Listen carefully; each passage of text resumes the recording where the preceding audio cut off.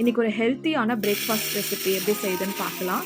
அதுக்கு 1 cup வெள்ளைச்சோளம், 1 cup கம்பு எடுத்துக்கோங்க, 1 கப்பு ராகி எடுத்துக்கோங்க, 3/4 கப்பு திணை எடுத்துக்கோங்க. திணையில் வந்து நிறையா பெனிஃபிட்ஸ் இருக்குது. கண் பார்வைக்கெலாம் ரொம்ப நல்லது. 1 கப்பு இட்லி அரிசி, 1/2 கப்பு பச்சரிசி, 1/2 கப்பு உளுந்து, 1 ஸ்பூன் வெந்தயம்.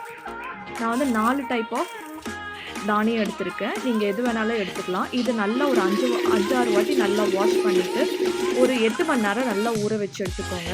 இப்போ இந்த அளவுக்கு நல்லா ஊறி இருக்கணும். இப்போ கிரைண்டர்லையோ இல்லை மிக்சியில் போட்டு நம்ம இதை அரைச்சி எடுத்துக்கலாம். கொஞ்சம் கொஞ்சமாக தண்ணி ஊற்றி, ரொம்ப தண்ணி ஊற்றக்கூடாது. ஏன்னா இது வந்து அரையத்துக்கு கொஞ்சம் லேட் ஆகும். இப்போ மாவு இந்த அளவுக்கு நல்லா அரைச்சி எடுத்துக்கோங்க. இது வந்து புளிக்கிறதுக்கு ஒரு 8 மணி நேரம் ஆகும். நான் நைட்டு பாருங்கள் அரைச்சி வச்ச காலைல பாருங்கள் எப்படி பொங்கி வந்திருக்குதுன்னு. இப்போ இதில் இட்லி நான் ஊற்றிருக்கிறேன்.